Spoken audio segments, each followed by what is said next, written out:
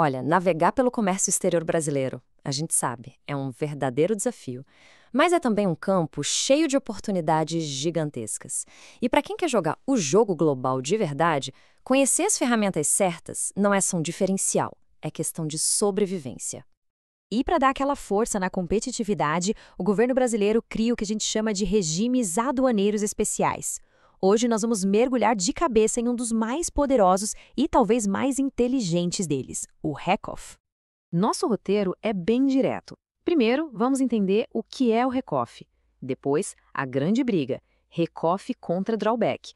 Aí a gente passa para as vantagens, quem pode usar, como implementar e, claro, os riscos envolvidos. Vamos nessa? Então, começando pelo começo, afinal de contas, o que é essa sopa de letrinhas, RECOF, e por que ela se tornou tão estratégica para a indústria brasileira? A ideia central do RECOF é a seguinte: ele permite que uma empresa traga insumos de fora ou compre aqui no Brasil com a suspensão de uma série de impostos federais bem pesados. A gente está falando de imposto de importação, IPI, PIS e COFINS. Tudo isso fica suspenso. Mas, claro, tem uma condição: a maior parte do que foi produzido com esses insumos precisa ser exportada. É como se o governo desse um voto de confiança, sabe?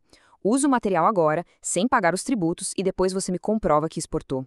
E aqui a história fica bem mais interessante. Porque existia o RECOF tradicional, que era coisa para empresa gigante que podia bancar um sistema de controle super caro e complexo.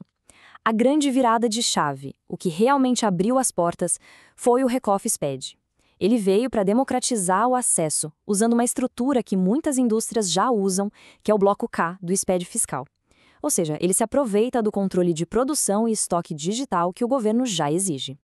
Essa fala de uma especialista resume perfeitamente o sentimento do mercado. O RECOF não é só mais uma alternativa. Para muitos, ele é visto como uma verdadeira evolução, um drawback 2.0 muito mais inteligente e eficiente que o regime mais conhecido. E já que tocamos no assunto, vamos colocar os dois lado a lado. É hora do confronto. RECOF versus o tradicional drawback.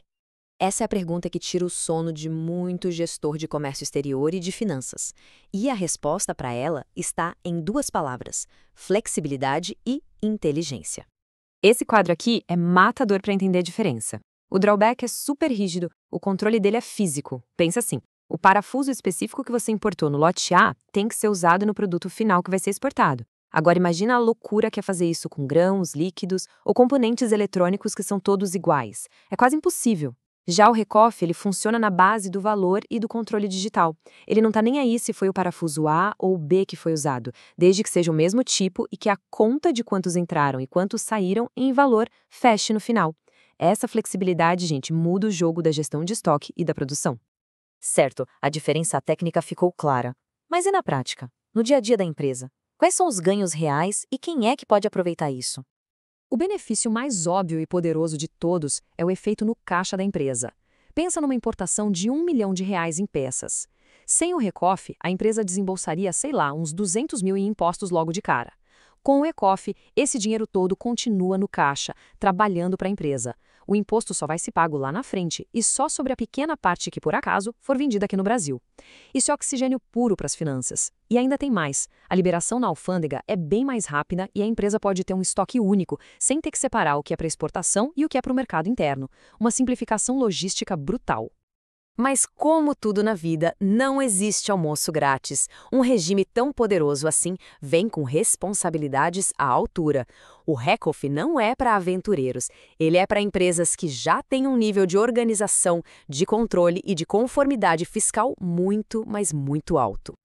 Então tá, o que uma empresa precisa ter arrumado em casa para poder sequer sonhar com um regime desses? Vamos mergulhar nos requisitos. A grande barreira de entrada não é nem a burocracia, mas sim a capacidade da empresa de provar para a Receita Federal que ela tem a casa em ordem, que ela tem sistemas e processos internos capazes de gerenciar o regime com a precisão de um relógio suíço. Basicamente, a empresa precisa ter um controle absoluto sobre cada parafuso que entra e cada produto que sai. É preciso saber, para cada ordem de produção, exatamente qual insumo foi usado, de qual lote, e ser capaz de amarrar essa informação até o produto final que vai ser exportado. Qualquer falha nessa cadeia de rastreabilidade pode colocar todo o regime em risco. E quando a gente fala do RECOF SPED, o sistema de gestão, o ERP, É o coração de tudo. Ele tem que estar perfeitamente integrado com o SPED fiscal. E o bloco K se torna o protagonista. Registros como o K200 de estoque e o K230 de produção viram a prova digital de que a empresa está seguindo as regras do jogo. Aqui, precisão nos dados não é uma meta, é o mínimo que se espera. E se alguma coisa der errado? Porque com grandes poderes vem grandes responsabilidades, né?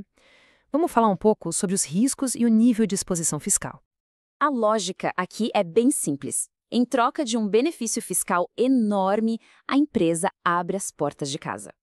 Ao entrar no RECOFISPED, é como dar para a Receita Federal uma janela com visão direta e em tempo real por controle de produção e estoque. Tudo isso através dos dados que são enviados todo mês pelo Bloco K.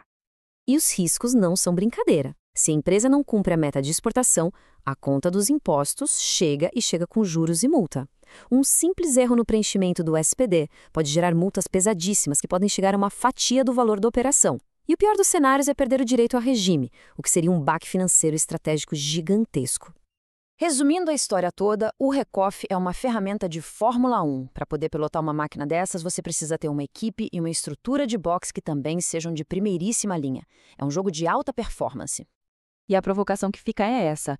Estar pronto para o RECOF não é só uma questão de querer um benefício fiscal. É, na verdade, um atestado de excelência operacional, de maturidade de gestão. É o selo de que uma organização está, de fato, pronta para competir no mais alto nível global.